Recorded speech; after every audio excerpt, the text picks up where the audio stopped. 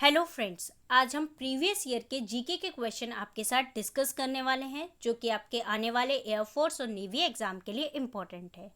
आज का हमारा पहला क्वेश्चन है, रूसी क्रांति की शुरुआत किस वर्ष हुई? तो इसका सही आंसर है 1917। कब हुई थी? 1917 में रूसी क्रांति की शुरुआत हुई थी और ये मुख्य रूप से पिछड़ी अर्थव्यवस्था और किसानों ने की थी। किसने? पिछड़ी अर्थव्यवस्था और किसानों के लिए हुई थी।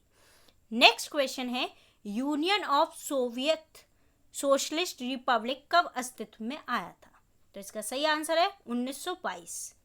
कब अस्तित्व में आया था? 1922, 30 दिसंबर 1922 में ये अस्तित्व में आया था, union of Soviet socialist Republic. Next question है, वैज्ञानिक समाजवाद का सिद्धांत किसने दिया? तो इसका सही आंसर है ए बी दोनों, यानी एंगल्स और कार्ल मार्कस, इन दोनों ने दिया था वैज्ञानिक समाजवाद का सिद्धांत। और कार्ल मार्कस जयंती कब आती है? 5 मई। कब आती है? 5 मई को कार्ल मार्कस जयंती आती है। नेक्स्ट क्वेश्चन है, चीनी क्रांति का नायक कौन था? तो इसका सही आंसर है सुन यात सेन। कौन था? सुन यात सेन चीनी क्रांति का नायक था। और ये कब आई थी? तो 1911 में ये शुरू हुई थी। ठीक है। नेक्स्ट क्वेश्चन है, चीन के जनवादी गणराज्य की स्थापना कब हुई? तो इसका सही आंसर है 1949 में। कब हुई? 1949 में चीन के जनवादी गणराज्य की स्थापना हुई थी। ठीक है, इंपॉर्टेंट है ये सारे क्वेश्चन, प्रीवियस ईयर के, याद रखिएगा। नेक्स्ट क्वेश्चन है, यूरोप का मरीज किसे कहा जाता है? तो इसका सही आंसर है तुर्की। तुर्की को कहा जाता है। तुर्की का आता है यूरेशिया में आता है। किस में आता है? यूरेशिया। और ये यूरेशिया क्या होता है? ये यूरोप और एशिया, यानी ये यूरोप में भी आता है और एशिया में भी आता है, इसलिए ये विवादित रहता है, इसलिए इसे यूरोप का मरीज या रोग कहा जाता है। ठीक है, क्योंकि यूरेशिया यूरोप में भी कुछ भाग है और एशिया में भी इसका कुछ भाग है।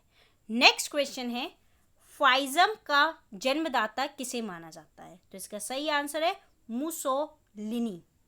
मुसोलिनी को फाइज्म का जन्मदाता कहा जाता है। ठीक है, फाइज्म क्या है? एक पार्टी है, समाजवाद पार्टी है ये। ठीक है, फाइज्म। ठीक है, और ये कहाँ के? मुसोलिनी कहाँ के हैं? ये इटली के हैं। कहाँ के? इटली के। ठीक है, मुसोलिनी कहाँ के? इटली के। और ये फाइज्म एक समाजवाद पार्टी है। ठीक है। नेक्स्ट क्वेश्चन है, निम्नलिखित में से किस व्यक्ति ने एक राष्ट्र एक नेता का नारा दिया था? एक राष्ट्र एक नेता का। तो इसका सही आंसर है हिटलर। किसने दिया था? हिटलर ने दिया था। और ये कहाँ के? जर्मनी के। कहाँ के? ये जर्मनी के हिटलर ने दिया था। एक राष्ट्र एक नेता। ठीक है। नेक्स्ट क्वेश्चन है, त्रिगुट का निर्माण निम्न में से किस देश ने किया था? तो इसका सही आंसर है ये सभी, यानी इटली, ऑस्ट्रिया, जर्मनी, इन तीनों ने त्रिगुट का निर्माण किया था। कब किया था? 1879 में। ठीक है, और किसने करवाया था? तो बिस्मार्क। किसने किया था? बिस्मार्क ने करवाया था। ये कहाँ के? जर्मनी के हैं।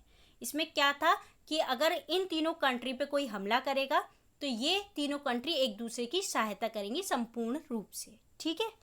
नेक्स्ट क्वेश्चन है, निम्नलिखित में से एक कौन सा देश मित्र राष्ट्र में शामिल था? तो इसका सही आंसर है ये सभी, इंग्लैंड, जापान, अमेरिका, रूस, ये सभी मित्र राष्ट्र में शामिल थे। ठीक है। नेक्स्ट क्वेश्चन है, फ्रांस की क्रांति की शुरुआत किस वर्ष हुई थी? तो इसका सही आंसर है 1789 में। ठीक है, कब हुई थी? 1789 में हुई थी। और ये सामाजिक और आर्थिक व्यवस्थिक इन सबके उथल पुथल के कारण शुरू हुई थी फ्रांसी क्रांति। ठीक है, 1789 में हुई थी। इंपॉर्टेंट है ये सब, याद रखिएगा, प्रीवियस ईयर में ये क्वेश्चन आए हैं।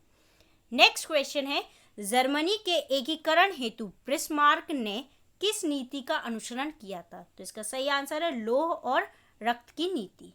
लौह और रक्त की नीति का अनुसरण किया था। किसने किया था? बिस्मार्क ने। और त्रिगुट की भी बिस्मार्क ने ही करवाया था। ठीक है, ये जर्मनी के हैं, ये इंपॉर्टेंट है, याद रखना। नेक्स्ट क्वेश्चन है, किस भेद को भारतीय संगीत का मूल कहा जाता है? तो इसका सही आंसर है सामवेद को। किसे कहा जाता है? सामवेद को भारतीय संगीत का मूल कहा जाता है। ठीक। नेक्स्ट क्वेश्चन है, महात्मा बुद्ध को किस स्थान पर महापरिनिर्वाण प्राप्त हुआ था? तो इस महापरिनिर्वाण क्या होता है? मोक्ष। क्या होता है? मोक्ष। कहाँ प्राप्त हुआ था ये?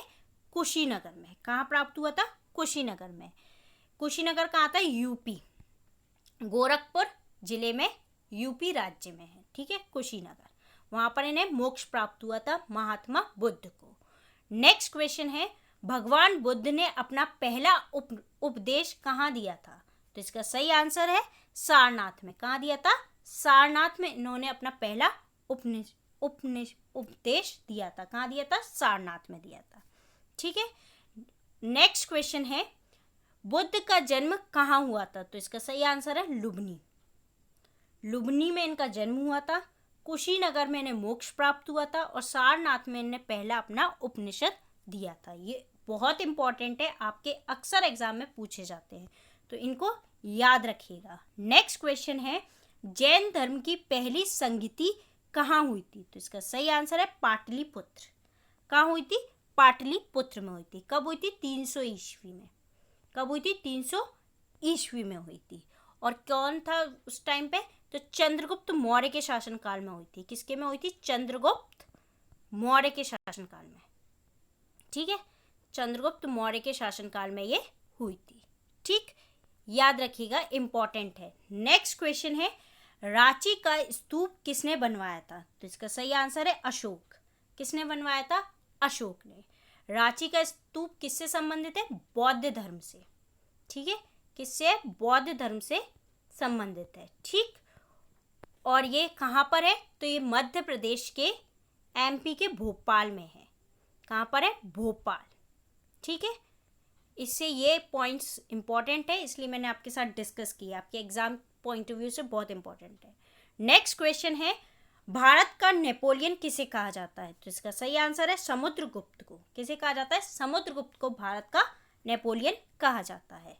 नेक्स्ट क्वेश्चन है, हड़प्पा नगर की खोज किसने की थी? तो इसका सही आंसर है दयाराम साहनी। किसने की थी? दयाराम साहनी ने की थी। कब की थी? 1826 से 1838 के बीच। ठीक है, 1826 से 1838 के बीच दयाराम साहनी ने की थी हड़प्पा नगर की खोज। तो ये थे हमारे आज के कुछ प्रीवियस ईयर के इंपॉर्टेंट क्वेश्चन जो कि हमने आपके साथ डिस्कस किए। अगर आपको हमारी वीडियो पसंद आती है तो please like and share. Thank you.